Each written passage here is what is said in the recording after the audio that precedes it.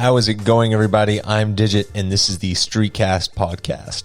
Hope you all had a great week. If you've never listened to the podcast before, what we're going to do today is we're going to tell a story from the past week and then go into some new tech news. So, per usual, that intro song was RSPN by Blank and Kit. Quick shout out to them for the intro. Cool, so let's go into today's story. Today's story is about cycling.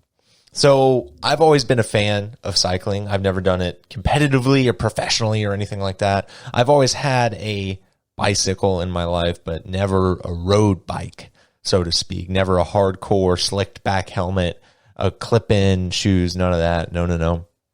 But in a way, I've always wanted to. I feel like the cycling community gets a bad rep for being pretty elitist. But it's just like every other community, right? You have a lot of elitist assholes and gatekeepers who try to keep you out or say, you have to have this if you're going to be doing it. You know, I've talked before that I'm a chess guy, and there's a lot of chess elitism. But I found so far that a lot of the people I've interacted with in the cycling community have been really cool, really chill, and really informative to tell you information that you need to know. But anyway, I've always liked cycling, and with all of the gyms and stuff closed down near me because of COVID, I wanted to get back into it and do it more for a workout, more for a fitness endurance perspective instead of the enjoyment, recreation biking that I've done in the past. So I said, yep, I'll hit a trail. I've got a bike right now, a little Rally Cadent one from, I think it's 2014 or 2015. One of those. It's silver, real nice bike. I love it. And they got really nice trails around here. So I said, I'll take my bike out, do a long ride, see how long I can go, and come on back. So I went 15 miles the other day. But the problem with my bike is that it's a flat bar, handlebar. And for those of you who don't know or aren't familiar, I've had to do a lot of research on this since I started this whole ordeal. So I will tell you about it. The flat bars provide a lot of control on your bike and a lot of maneuverability. But the problem with them is in long distances, they keep your body upright and they're just not as comfortable. I hate to say weak wrists, but I have very sensitive wrists when it comes to getting hurt and being aggravated. So a flat bar handlebar over 15, 20 miles really starts to hurt. And I said, you know what? This is something that I enjoy. This is something I want to get into. There's a lot of bike paths and stuff around where I am for commuting and for just long rides, fitness rides. So I said, yep, let me research and see what I can do here to try and get into this. So first, I wanted to replace my flat bar handlebar with a drop bar, one of those try hard, lean forward over the bars. Yeah, that's what I wanted right there. Well, it turns out that you can't exactly do that cold turkey.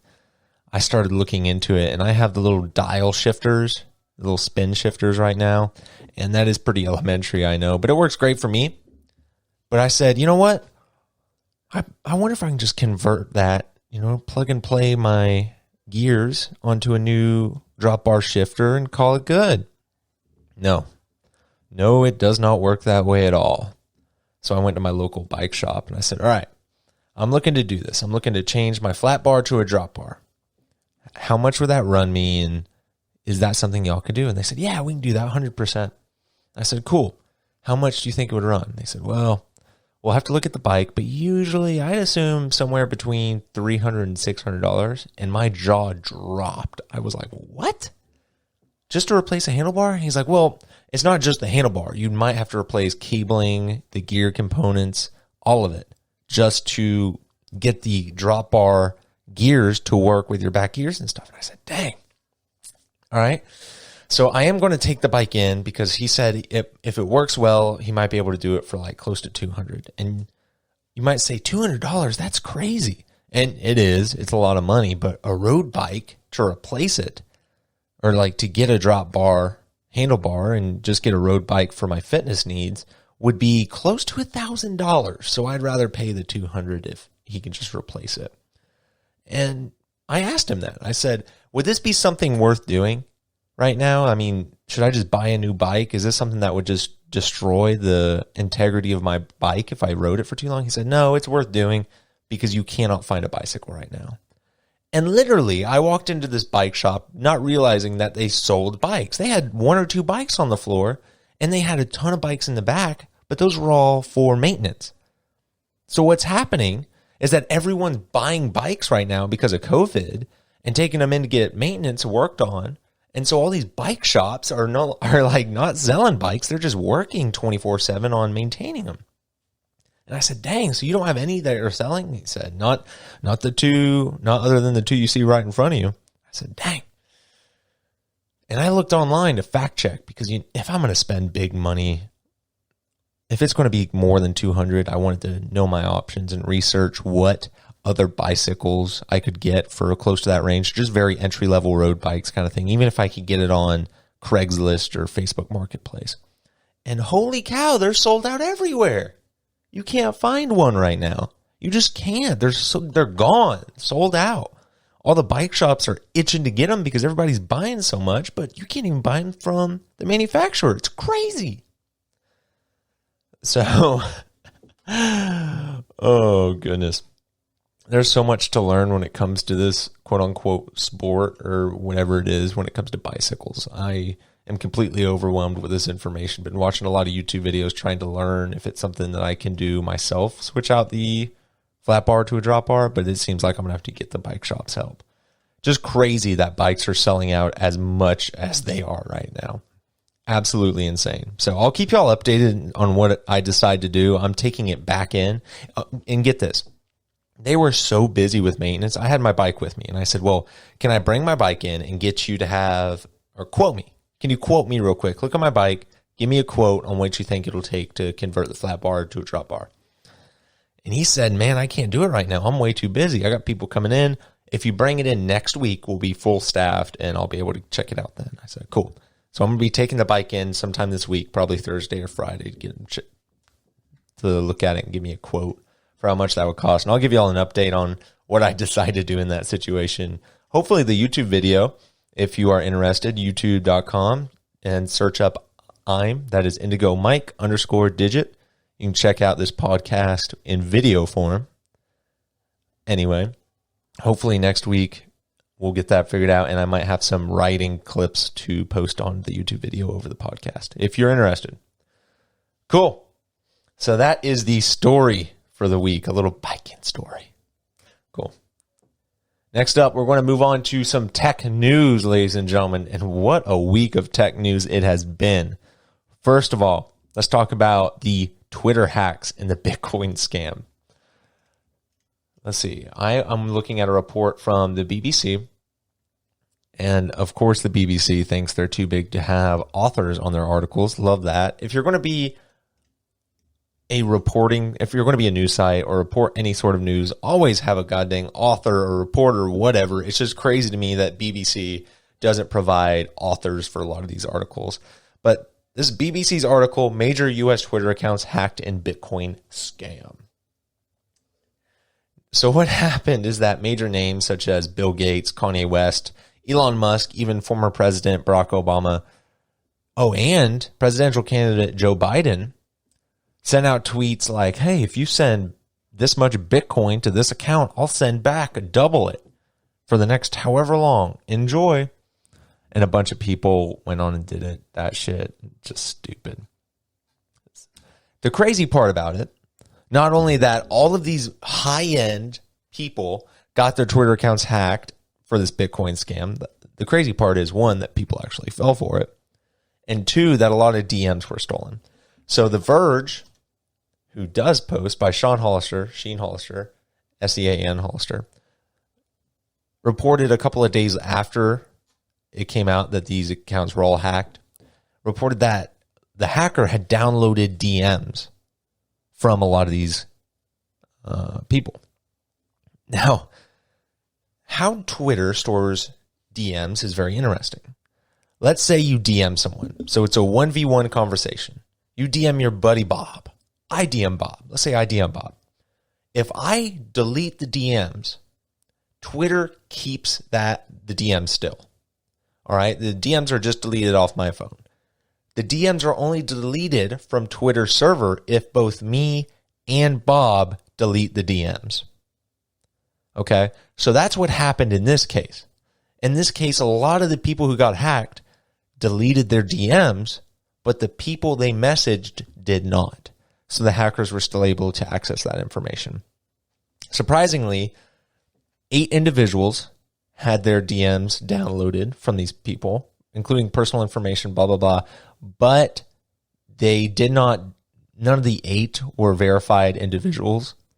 Excuse me. None of the 8 were verified. So it wasn't any of the big names like Kanye West or anything like that. No. It's just super interesting to hear that that's how Twitter stores their information. You think that there would be more of a lock on it if one person deleted them, but I understand why there's not at the same time. Super weird. Next up, little Walmart in the news. If you think that you have seen a lot of Karens online right now screaming about how they have to wear masks, you haven't seen half of it yet, folks. I think we're about to see a myriad of videos on the internet of people refusing to wear masks. Why, you might ask? Only because starting Monday, tomorrow, July the 20th, Walmart is requiring customers to wear face masks. Bum, bum, bum. I can't wait. I can't wait to see the videos of all these crazy people absolutely harping on just poor cashiers who just want to do their job and go home, screaming about how it's unconstitutional, blah, blah, blah, blah, during a global pandemic. I can't wait to see the videos. Speaking of Walmart, I was in Walmart today, and I find it so disheartening that grocery stores in general still have this really strange policy that cashiers can't sit down while they work or anything, especially at Walmart, where you have crazy lines. There's barely anyone working the cashiers, and the cashiers have to ring up what you had in your buggy and bag it for you in many cases. Walmart isn't like a lot of grocery stores where they have a cashier and a bagger. So my local grocery store has a cashier and a bagger. So as soon as they scan, it's being bagged, moving quick. Boom, boom, boom, boom. At Walmart, these people are beep, bag it, beep, bag it, super slow because they have to do the whole thing, which is crazy. And it's also crazy that a lot of these people aren't allowed to sit down. I just find that whole thing at Walmart super weird, super strange, and a bit outdated. If I could run it, I'd have them sit down and I'd work 2 people to a place. I just don't get it. Oh, well, that's some Walmart news right there. We're about to see a ton of Karens online screaming in Walmarts. I'm excited, personally. I bet you Walmart's going to have security outside of each place. 100% going to have security outside, so there's no videos inside of craziness. Next up, Paper Mario has officially overtaken Animal Crossing on the Nintendo eShop. So Animal Crossing has been absolutely crushing it when it comes to digital downloads on the Nintendo eStore, crushing it on the Switch. And it was only now that Paper Mario has overtaken it. I know that Minecraft Dungeons jumped to number 1 there for a while, but Animal Crossing overtook it again, and then Minecraft Dungeons dropped back down, I think, to the top 5. But now Paper Mario is doing well, which is interesting to me because, like I said, I was in line at Walmart, and I walked through that area, and all the Paper Marios were sold out in the physical copies. So I knew that it was going to be a big game. Super excited to see some of the reviews that start coming out, if they're not already out. But it looked interesting. Paper Mario, the Origami King. I think it's a cool idea, at least. At least it's a cool idea. So, worth it. Next up, Minecraft. Oh, Minecraft, ladies and gentlemen. If you've ever played Minecraft, you know that there's a little title screen background panorama looking thing. And people have discovered the seed of the official Minecraft world from the background. Now, you might think, well, that doesn't seem like a huge deal, or, I mean, it's just a picture that they used. And that's the crazy part. It is. It's just a little picture they used in the background for the home screen of Minecraft. Yet people have found the exact world with no hints or anything. They've used math and computing to figure out what that world is. It's crazy. Yeah, good for them. I love when people do this. It's so cool how they take little information and figure something out with it. If you've never watch Internet Historian. There's a great example of this on his video. Look up Capture the Flag by Internet Historian, and you'll see some people with very minute details figuring out long, elaborate plans, specifications, locations. Yeah, check out Capture the Flag Internet Historian. You'll see some crazy shit of what people can figure out with barely any information. But yeah, they discovered the Minecraft world, the seed for the world, just based on the background. Super cool. We're going to talk about one more news article, and this one is kind of a big boy article. This is not tech related at all. And then we're going to talk about some upcoming events here. So next, this is a BBC article, and I am actually going to play you this author so that you know who it is and all that good stuff here. Let's see. Here we go. All right. Here he is. This is a BBC article. Oh, it is Fertility Rate, Jaw-Dropping Global Crash in Children Being Born by James Gallagher, I believe. So what is happening is that in 1950, women were having an average of 4.7 children. 4.7. The magic number to maintain population growth is 2.1. It's not, you think 2, right? You think 2 would be an even number to continue population growth in the entire world, but it's not. And the reason for that is because in birth groups, they're usually a majority male. For whatever reason, males end up being born more. So 2.1 is a magic number in order to continue the population growth so that more females are in that pool. Next, again, in 1950, that number was 4.7. In 2017, that number was 2.4. And some scientists are projecting that that number could go as low as 1.7 by 2100. That sounds so weird, but it is within our lifetime. By 2100, the number could be as low as 1.7. Some people, now, fertility rates falling is expected, right? Because people think that Bill Gates wants to microchip and do crazy shit in Africa, but he said that he wants to lower the fertility rate in Africa because so many kids are being born and dying. Mothers are having so many children because they don't know how many will make it into adulthood. So fertility rates falling globally, in a way, are a good thing because they show modernization. We don't need to have as many children to ensure that at least one or two survive, if that makes sense. If you don't know about the whole Bill Gates shit, there's a group of people on the internet that believe that because Bill Gates said that he wants to lower fertility in Africa, the fertility rate, that he's trying to stop people from being born. That's not the case. That is not what's going on. What's going on is that he wants to give medicine and medical aid to people in Africa so that they don't have to have 4 children for the hope that one survives. They have 4 children because they want 4 children, not because they want 1 or 2. Okay? So the birth rate falling, in a way, can be a reflection of modernization for modern medicine and a lot of other things. There's also, there's a lot more women in education and work, which is awesome as well. And with fewer decisions to have children, they have fewer children or they just don't want children. So there's modernization in that area as well. So this projection by the BBC has China's population cutting by half in the next century and India's by a third, while the US and Nigeria actually have a growth in a little bit, which is super crazy to see. But it's expected almost, just because China's overpopulated. The US is arguably underpopulated in certain areas. We have more land that we could push people into if need be. But is this a problem? Maybe, maybe not. The world is arguably overpopulated based on our resources, but not really.